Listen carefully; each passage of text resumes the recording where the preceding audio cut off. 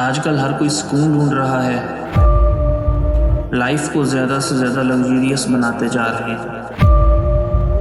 مختلف چیزوں میں سکون ڈھونڈ رہے ہیں۔ ہمارا وجود روح اور جسم کا مجموعہ ہے، اور سکون کا تعلق روح سے ہے۔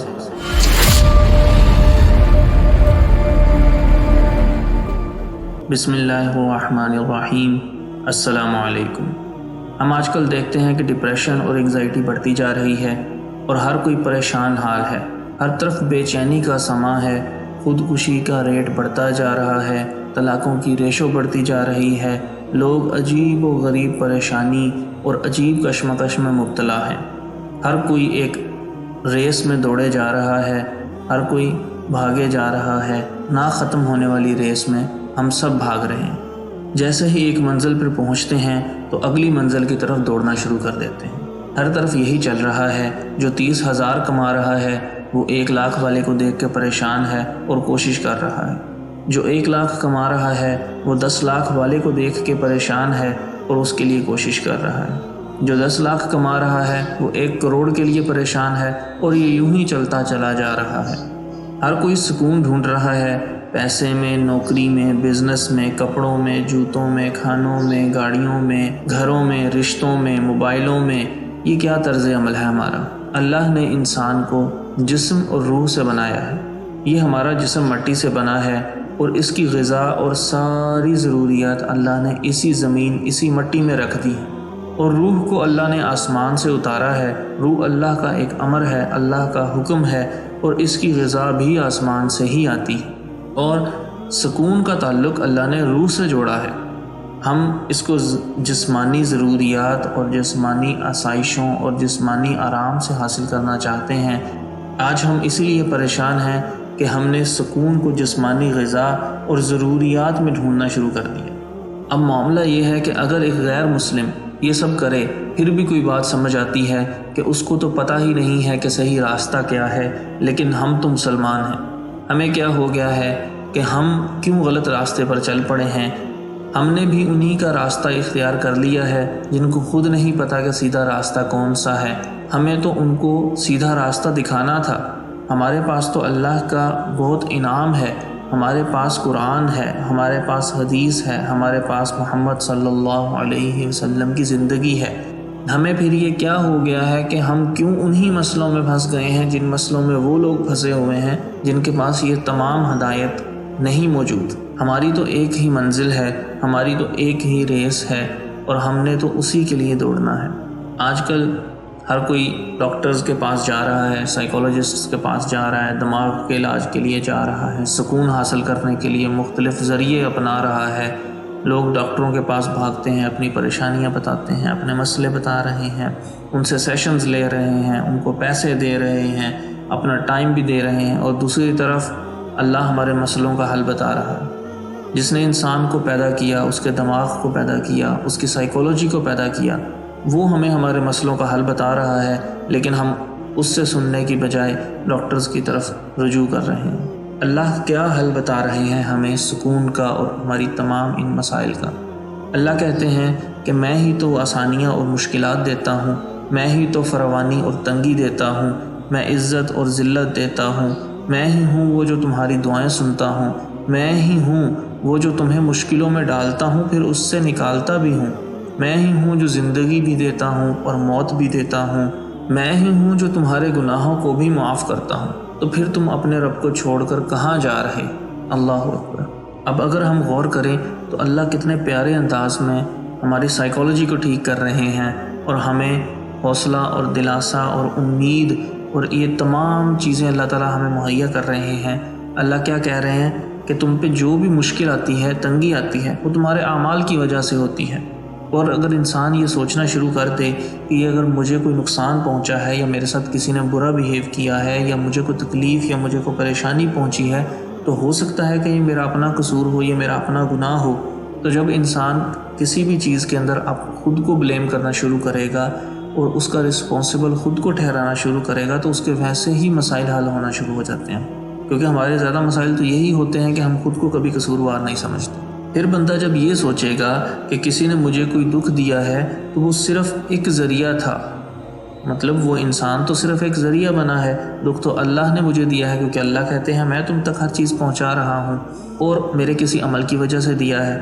تو پھر آپ کو اس انسان پہ جس کے ذریعے سے آپ کو کوئی دکھ یا تکلیف پہنچا ہے، آپ کو اس پہ کوئی غصہ نہیں آئے گا، نہ آپ میں بدلہ لینے کا جذبہ پیدا ہوگا، نہ آپ اس کا کوئی برا چاہیں گے، نہ آپ اس کو کوئی نقصان پہنچانا چاہیں گے۔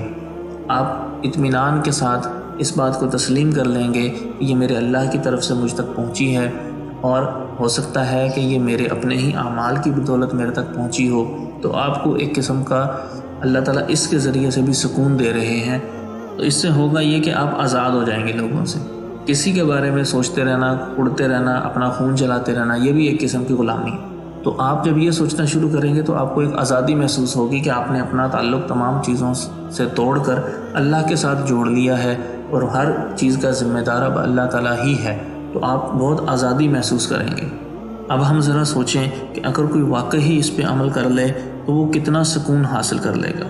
اسے پتہ ہے کہ یہ تو میرے اللہ نے کیا ہے، اور اللہ اس پہ ایک اور تھپکی دیتے ہیں۔ ہمیں حوصلہ اور سکون دینے کے لیے اللہ کہتے ہیں کہ میں تمہارا سب سے اچھا دوست۔ تو ہم تو دوستوں کی خاطر کیا کچھ نہیں برداشت کرتے، اگر اللہ میرا بیسٹ فرینڈ ہے اور اس سے بڑھ کر میرا کوئی دوست نہیں ہے، تو اگر اس نے مجھے کسی مصیبت میں ڈالا ہے، کسی مشکل میں ڈالا ہے، تو دوستی کا تو یہ تقاضا ہے کہ برداشت کیا جائے اور مسکرا کر برداشت کیا جائے۔ اللہ اس کے بعد ایک اور تھپکی اور میرا حوصلہ بڑھانے کے لیے مجھے کیا ارشاد فرما رہے ہیں کہ ہو سکتا ہے کہ تمہیں ایک بات بھلی معلوم ہوتی ہو، تمہیں اچھی معلوم ہوتی ہو، مگر اس میں تمہارا نقصان ہو، اور یہ بھی ہو سکتا ہے کہ ایک بات تمہیں ناگوار ہو، تمہیں ناپسند ہو، لیکن اس میں تمہارا فائدہ ہو۔ اب ہم اکثر اپنی زندگی میں دیکھتے ہیں کہ چھوٹے بچوں کو زبردستی اسکول بھیجا جاتا ہے، ان کو میڈیسنز زبردستی کھلائی جاتی ہیں، ان کو وہ بالکل پسند نہیں آ رہی ہوتی، وہ بڑا چیخ رہے ہوتے ہیں، چلا رہے ہوتے ہیں، وہ وقتی طور پہ تو ماں باپ کو برا بھلا بھی کہہ رہے ہوتے ہیں، لیکن ماں باپ کو پتہ ہوتا ہے، اور جو ارد گرد ہم اگر دیکھ رہے ہوں تو ہمیں پتہ ہوتا ہے کہ اس میں اس بچے کا فائدہ ہے۔ تو اگر بچے کو وہ بات سمجھ آ جائے کہ اس میں میرا ہی فائدہ ہے، تو وہ آرام سے، اب جیسے ہم بڑے ہو جاتے ہیں تو ہمیں پتہ ہے میڈیسن میں ہمارا فائدہ ہے تو ہم کھا لیتے ہیں،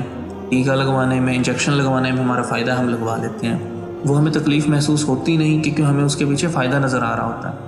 تو ایسے ہی جب ہم سوچیں گے کہ اگر میرے ساتھ کوئی انسیڈنٹ ہو گیا ہے، مجھے کوئی تکلیف یا مجھے کوئی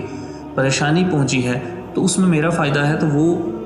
ہمیں برداشت کرنی بہت آسان ہو جائے گی، اس میں ہمیں صبر کرنا بہت آسان ہو جائے گا، کیونکہ ہم اس میں یہ سوچ رہے ہوں گے کہ اس میں تو میرا فائدہ ہو رہا ہے۔ انسان سخت سے سخت مشکل کے اندر بھی اور برے سے برے حالت کے اندر بھی سکون حاصل کر سکتا ہے اگر انسان اس بات کو مائنڈ میں رکھے کہ اس میں میرا فائدہ ہے۔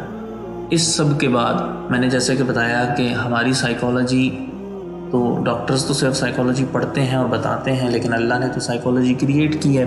اور آپ صلی اللہ علیہ وسلم کے ذریعے سے ہمیں بہت ساری چیزیں بتائی ہیں۔ تو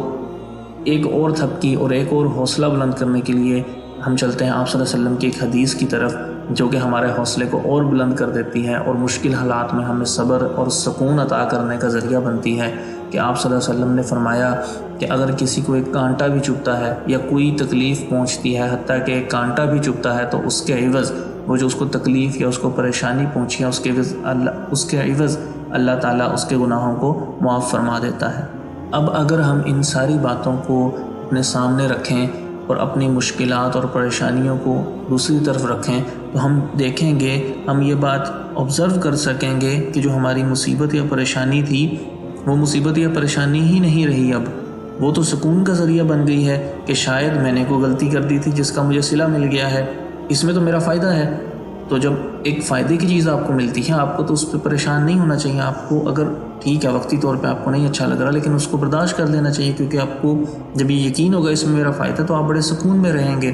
اور ایکسٹرا بونس مجھے کیا مل رہا ہے، ایک پازیٹیو چیز کیا مل رہی ہے کہ میرے گناہ کم ہو رہے ہیں۔ اب جو شخص جتنا ان تمام باتوں کے اوپر کامل ایمان لے آئے گا، ان باتوں پہ عمل کرنا شروع کر دے گا، اس کی زندگی تو بہترین سے بہترین بنتی جائے گی، وہ اطمینان اور سکون کے اندر آتا چلا جائے گا، وہ لوگوں سے اپنی امیدیں چھوڑ دے گا، وہ اللہ تعالیٰ کی طرف اپنی تمام امیدوں کا رخ موڑ دے گا،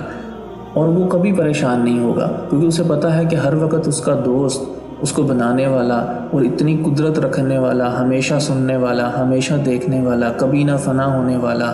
وہ ہر وقت اس کے ساتھ کھڑا ہے۔ اور اس کے دل میں اللہ کے لیے محبت اور بڑھتی چلی جائے گی۔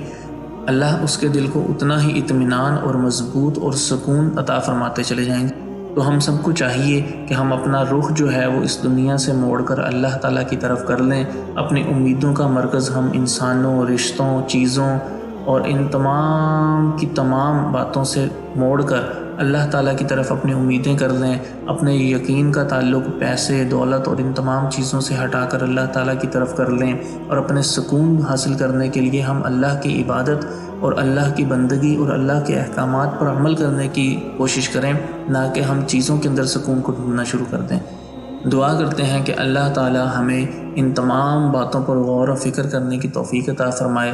اللہ آپ کا حامی و ناصر ہو۔ جزاک اللہ۔